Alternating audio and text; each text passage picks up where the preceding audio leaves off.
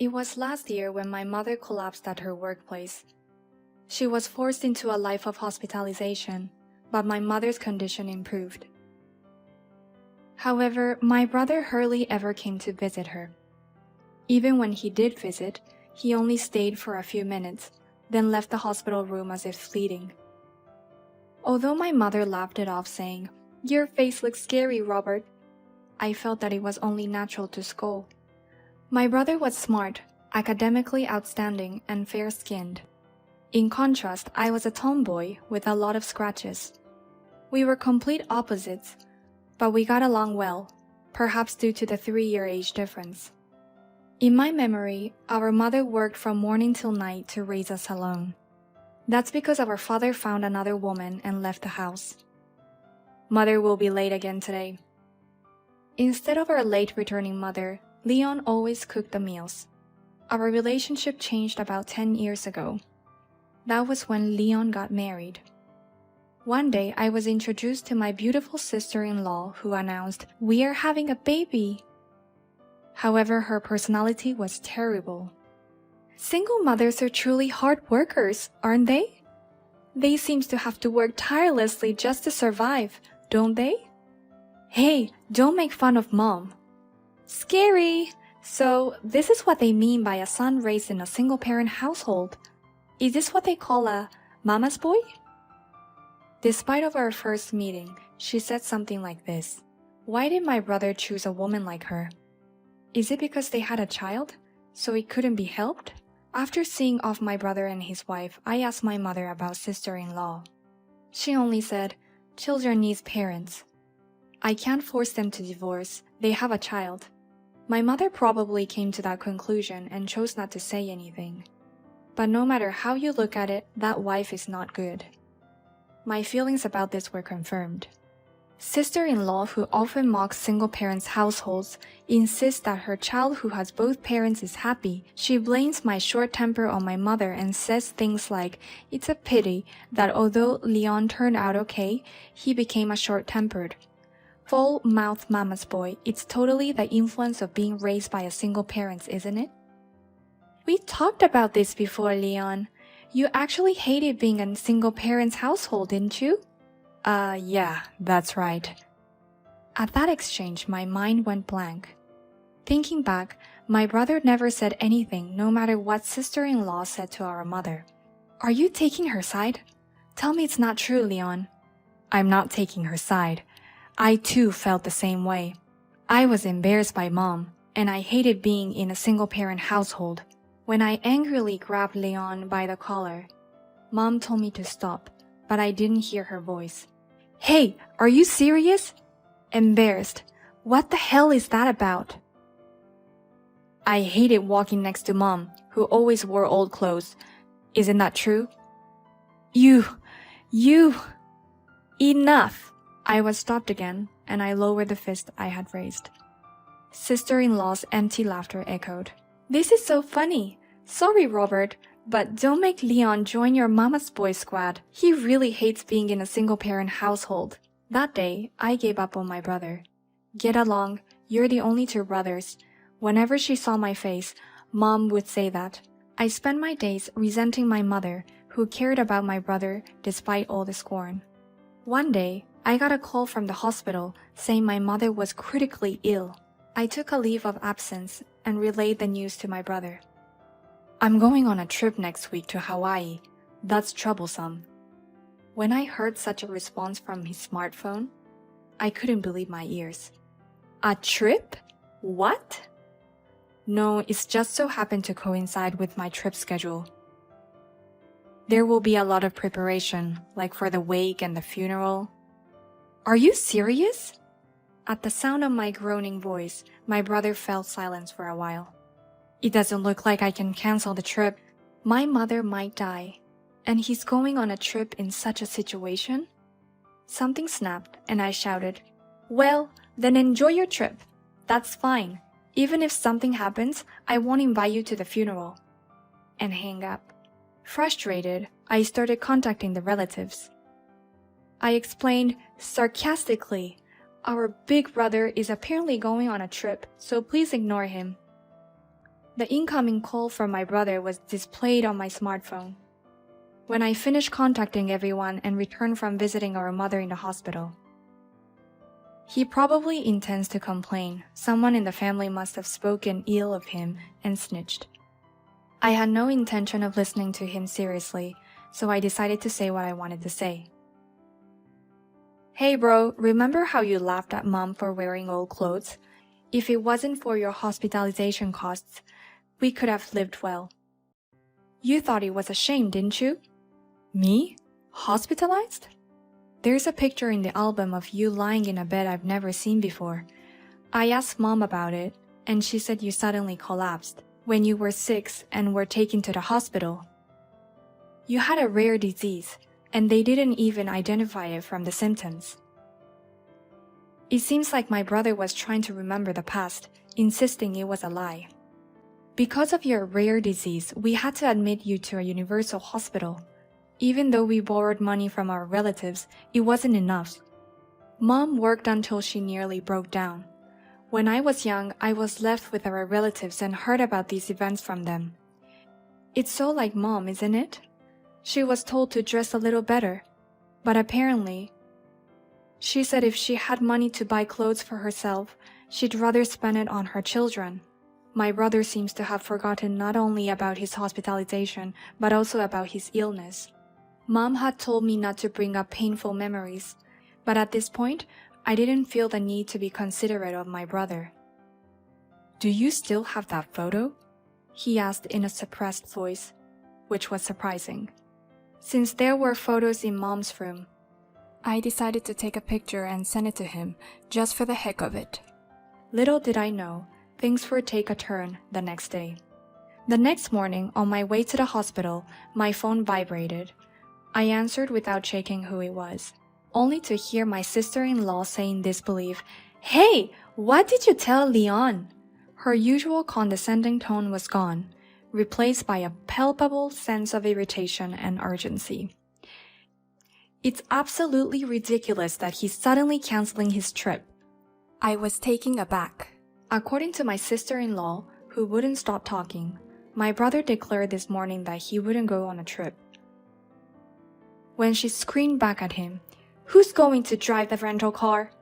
he simply responded, "Then I guess we'll have to cancel it." He seems to have left somewhere quickly after causing this ruckus. "You mother's boy, you must have said something." "Ah yes, well the mother boy you're talking about has an important task of visiting mom's sick room, so I'm going to hang up this pointless call." I politely rebuffed her and turned off the phone entirely. But there was an even more shocking sight waiting for me when I arrived at the hospital room. "What are you doing, brother?" My brother was on his knees on the cold hospital floor, sobbing. Thankfully, this wasn't a shared room. After a while, my brother seems to calm down from crying and began talking about what happened. Apparently, my photo triggered some memories. He realized that what I told him was true and remembered how terribly he had treated our mom. He came to the hospital room, apologized no matter what. Do you think everything will be forgiven just like that? It's too late. What a happy-go-lucky mindset he has. Even so, it's my right to make amends. While we were having this conversation, the hospital room door was roughly opened, and my sister-in-law came in, her face distorted with anger. "Leon, what are you doing sitting on the floor?" "He's prostrating himself to mom, isn't he?" "What? Just because he's a mama's boy? You're letting him do such a shameful thing. I won't forgive this." My sister-in-law tried to grab me, but my brother stopped her. "Shameful, you say? I'm prostrating myself out of my own will. Not only did I forget what mom did for me, but I also hurt her a lot. It's only natural that I apologize." "Huh?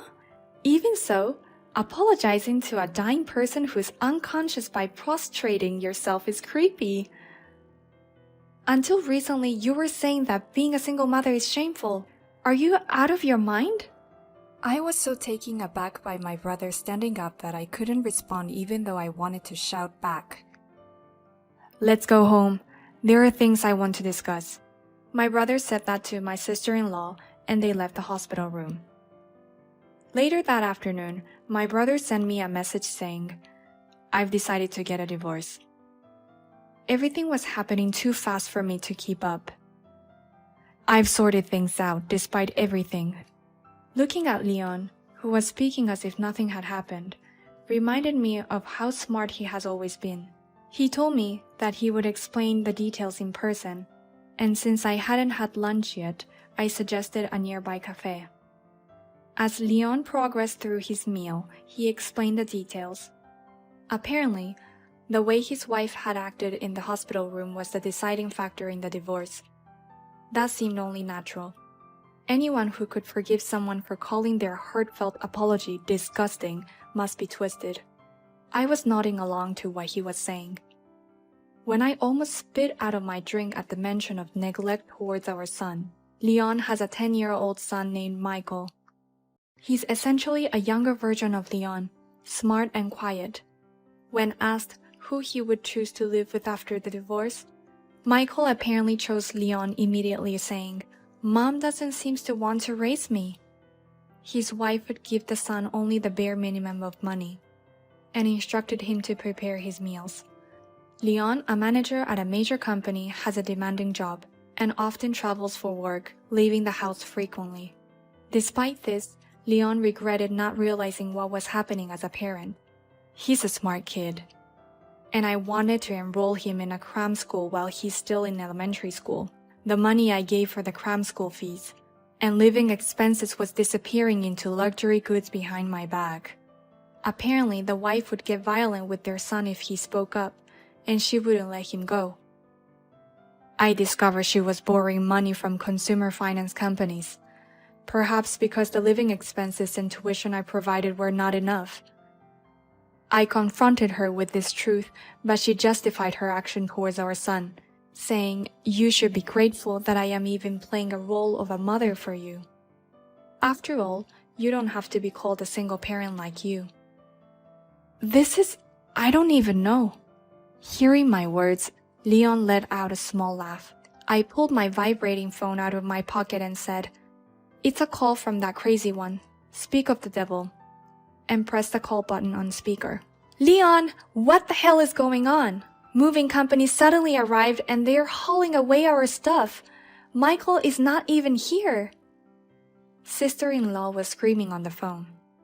"Michael is at your parents' house right now. I bought that apartment a while back under my name, so I asked a friend to sell it. I will do as I please." "What?" "I've told the movers that they can throw away anything that isn't specified by me. You better hurry up and secure your stuff, or it'll be too late." "Why? If you could just send them to my parents' house." "I've told your parents about how you've treated Michael. They promised me that in exchange for seeing Michael, they won't have any more contact with you. They're going to cut ties with you." What are you talking about?" "Just to let you know, I've deposited the complete divorce papers and the oath with a lawyer. You'd better pay back the child support and the money. You squandered without running away, or you'll be in trouble." "Wait a minute. I'll apologize. I'll apologize to Michael too. It's so pitiful to be a single parent. Let's start over." "Michael said he'd be much more ashamed to have you as a mother. He said he doesn't mind being from a single-parent family." "Wait." "You should make amends in your own way. I will also make amends." After hanging up the phone, Leon said, "That's basically the situation," and let out a small laugh with a sigh. "Man, that's scary. It's too well prepared." Leon and his wife divorce was finalized thereafter. I haven't asked about what happened to her afterwards. You can pretty much imagine what happens when a stay-at-home mom who had spent all her living and education expenses suddenly loses her home and source of money. The woman who used to play around all day now has no choice but to work from morning to night to survive, as she has to repay Leon and the debt she has with the consumer finance company. I wonder if we both wanted to celebrate Leon's divorce. Miraculously, my mother recovered. My mother told me about a series of events, when my brother was bullied during his student years because he was from a single-parent family. When I think about how my brother felt when he was ridiculed by his classmates for seeing our mother in ragged clothes, I regret that I too made him feel ashamed. I should have cared more about my appearance. That's what my mother regretted. But even so, as a mama's boy, I can't easily forgive my brother. Still, my brother said he would make amends and made a deep bow, crying in front of my mother. The whole family knows what he did to our mother, and he's going to be under a lot of scrutiny from now on. He needs to correct the relationship with his son that he neglected as a father. It takes extraordinary efforts to regain trust once lost. If the two of you get along, that's all the happiness I need. Because my mother says that with a smile, I think maybe I could help my brother once in a while.